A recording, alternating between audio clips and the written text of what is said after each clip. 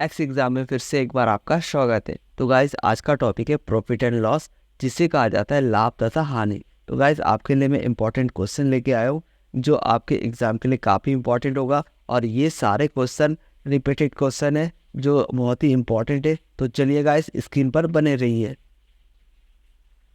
Example first, किसी वस्तु का क्रय मूल्य उस वस्तु के विक्रय मूल्य का 40% है।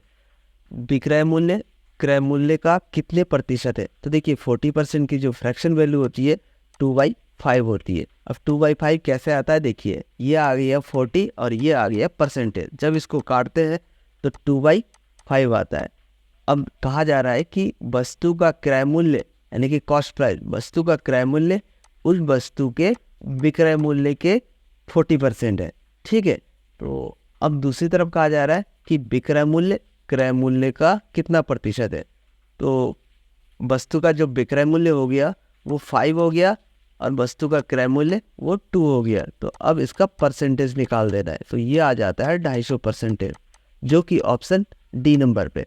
तो गाइज अगर वीडियो अच्छा लगे तो लाइक, सब्सक्राइब एंड कमेंट कीजिए। तो चलिए नेक्स्ट एग्जाम्पल। एग्जाम्पल 2, यदि एक रेडियो सेट 1120 रुपये में बेचा जाए तो 40% लाभ होता है। 60% लाभ कमाने के लिए इसे कितने में बेचा जाएगा?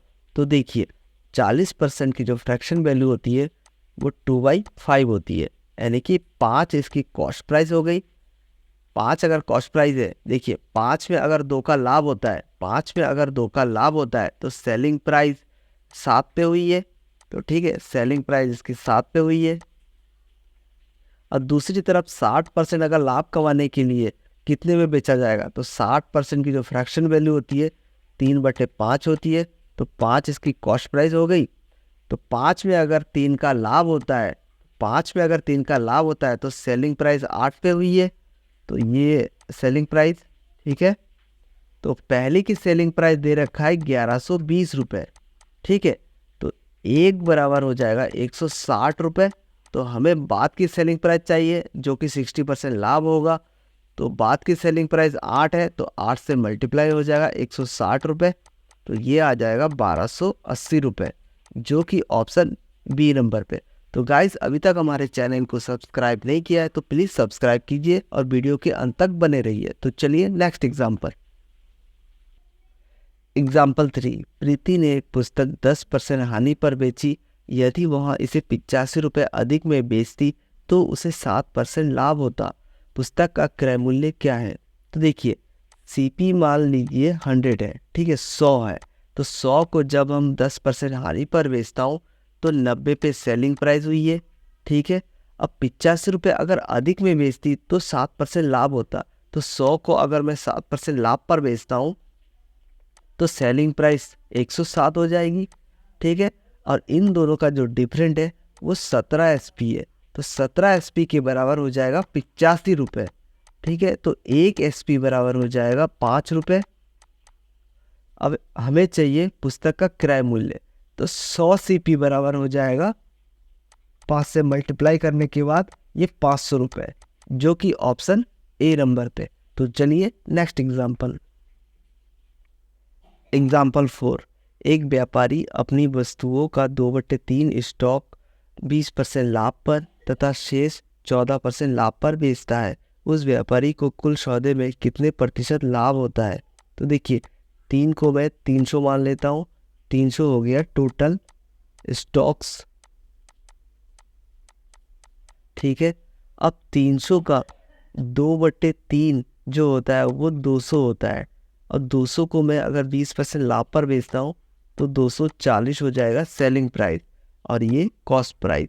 और बचे हुए 100 को 14% लाभ पर बेचता हूँ तो सेलिंग प्राइस हो जाएगा 114। तो टोटल सीपी हो जाएगा 300 और टोटल एसपी हो जाएगा 354। इन दोनों के बीच में जो प्रॉफिट हो रहा है वो 54 का हो रहा है और इसका परसेंटेज निकालना है। तो देखो लाभ होता है या हानि होता है, तो जो परसेंटेज निकलता है वो हमेशा सीपी पे होता है। तो 300 इंटू 100, तो ये आता है 18%, जो कि ऑप्शन सी नंबर पे। तो चलिए नेक्स्ट एग्जांपल। एग्जाम्पल 5, कुछ वस्तुएं 5 रुपए की 6 की दर से खरीदी गई तथा 6 रुपए की 5 की दर से बेची गई, तो लाभ प्रतिशत क्या है? तो देखिए 5 रुपए 6 की दर से खरीदी गई, तो ये हो गई वस्तु और ये इसकी सीपी हो गई, ठीक है, यानी कि कॉस्ट प्राइस। और 6 रुपए 5 की दर से बेची गई, ये हो गई वस्तु और ये हो गई इसकी सेलिंग प्राइस, ठीक है। तो लाभ हो या हानि हमेशा रुपए पे देखी जाती है, ठीक है। तो सबसे पहले हम वस्तु को बराबर करने के लिए यहाँ 5 से मल्टीप्लाई और यहाँ 6 से मल्टीप्लाई, ठीक है। तो उस हिसाब से 5 और यहाँ 6, तो ये हो जाएगा रुपए में चेंजेस, यहाँ 25 और यहाँ 36। तो यहाँ जो प्रॉफिट हो रहा है, यहाँ 11 की प्रॉफिट हो रहा है।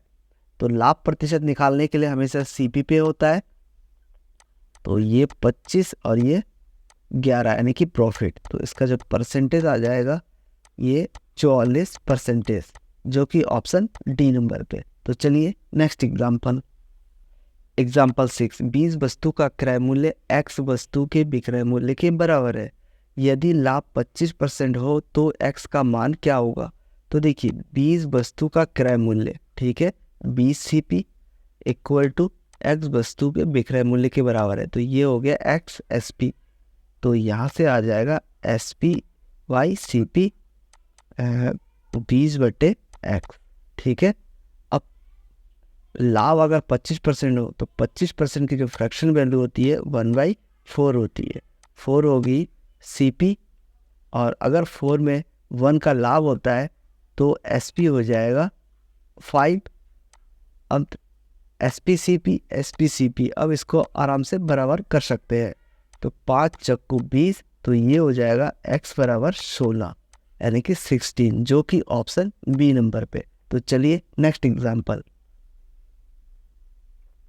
एग्जाम्पल 7, एक प्लॉट को 37,400 रुपये में बेचने से विनोद को 15% हानि होती है, वहाँ इसे कितने रुपए में बेचे कि उसे 15% लाभ हो?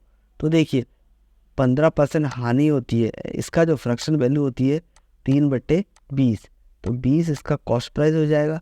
20 में अगर 3 का लॉस होता है तो सेलिंग प्राइस 17 पे हुई है, ठीक है, सेलिंग प्राइस 17 पे हुई है। और 15% अगर लाभ हो तो 15% का 3/20 होता है फ्रैक्शन वैल्यू, तो 20 इसकी कॉस्ट प्राइस है। 20 में अगर 3 का प्रॉफिट होता है तो 23 पे सेलिंग प्राइस हुई है, ठीक है। अब पहले की सेलिंग प्राइस दे रखा है 37,400 रुपये, ठीक है, तो एक बराबर हो जाएगा 2200 रुपये। अब बाद की सेलिंग प्राइस चाहिए तो बाद की सेलिंग प्राइस से मल्टीप्लाई हो जाएगा 2200 रुपये, जो कि हो जाएगा 50,600 रुपये, जो ऑप्शन सी नंबर पे। तो चलिए नेक्स्ट एग्जाम्पल 8, यदि किसी वस्तु को 5% हानि की अपेक्षा 5% लाभ पर बेचा जाता तो विक्रेता को 67.20 रुपये अधिक मिलते, वस्तु का क्रय मूल्य क्या है? तो देखिए 5% हानि पर बेचता है तो 5% की जो फ्रैक्शन वैल्यू होती है 1/20 यानी कि 20, जो 20 जो होगा वो सीपी होगा। 20 में अगर 1 का हानि होता है, 20 में अगर 1 का हानि होता है तो सेलिंग प्राइस 19 पे हुई है, ठीक है। और दूसरी तरफ 5% लाभ पर अगर बेचता है तो इसकी जो फ्रैक्शन वैल्यू 1/20 यानी कि ये सीपी। 20 में अगर 1 का लाभ होता है तो ये आ जाएगा 21 सेलिंग प्राइस, ठीक है। अब 19 और 21 का जो डिफरेंट है वो 2 हो जाएगा, 2 एसपी के बराबर हो जाएगा 67.2, ठीक है। तो 1 बराबर हो जाएगा 67.2/2, ठीक है। तो हमें सीपी चाहिए, ठीक है, तो सीपी हो जाएगा 20, तो 20 से मल्टीप्लाई हो जाएगा, तो 20 × 67.2 डिवाइडेड बाई 2, ठीक है। तो ये हो जाएगा 672 रुपये, जो कि ऑप्शन ए नंबर पे। इसका मैं सेकंड मेथड बताता हूँ, बहुत ही इजी मेथड है। तो देखिए 5% और 5%, तो 5% और 5% का जो गैप है वो 10% हो जाएगा, और ये 10% 67.20 अधिक मिल रहे थे। ठीक है, तो हमें जो वैल्यू निकालना है, जो क्रय मूल्य निकालना है, वो 100% निकालना है। ठीक है, तो 1% मैंने निकाल लिया है, वो 6.72। ठीक है, तो 100% जो हो जाएगा वो 672 रुपीज़, जो कि ऑप्शन ए नंबर पे। तो चलिए नेक्स्ट एग्जाम्पल। एग्जाम्पल 9, यदि 8 वस्तु का क्रय मूल्य 9 वस्तु के विक्रय मूल्य के बराबर हो तो विक्रेता को कितने प्रतिशत लाभ अथवा हानि होगी। देखिए 8 वस्तु का क्रय मूल्य, तो ये हो गया, और ये 9 वस्तु के विक्रय मूल्य के बराबर है। ठीक है, तो यहाँ से हो जाएगा SP/CP 8/9। तो यहाँ देखा जा रहा है कि CP और SP में जो डिफरेंट है वो एक का लॉस हो रहा है। ठीक है, तो लॉस हो या प्रॉफिट हो हमेशा CP पे होता है। ठीक है, तो 1/9 हो जाएगा इंटू 100, तो ये हो गया 11 सही 1/9% लॉस, जो कि ऑप्शन बी नंबर पे। तो चलिए नेक्स्ट एग्जांपल। एग्जाम्पल 10, किसी वस्तु का विक्रय मूल्य इसके क्रय मूल्य का 4/3 गुना है, लाभ प्रतिशत क्या है। तो देखिए 4/3 हो गए। ठीक है, अब वस्तु का विक्रय मूल्य इसके क्रय मूल्य का इतना गुना है। ठीक है, तो अब यहाँ से देखिए पता चल रहा है कि SP 4 है और CP 3 है, तो उस हिसाब से प्रॉफिट एक का हो रहा है। तो प्रॉफिट हो या लॉस हो हमेशा CP पे होता है परसेंटेज।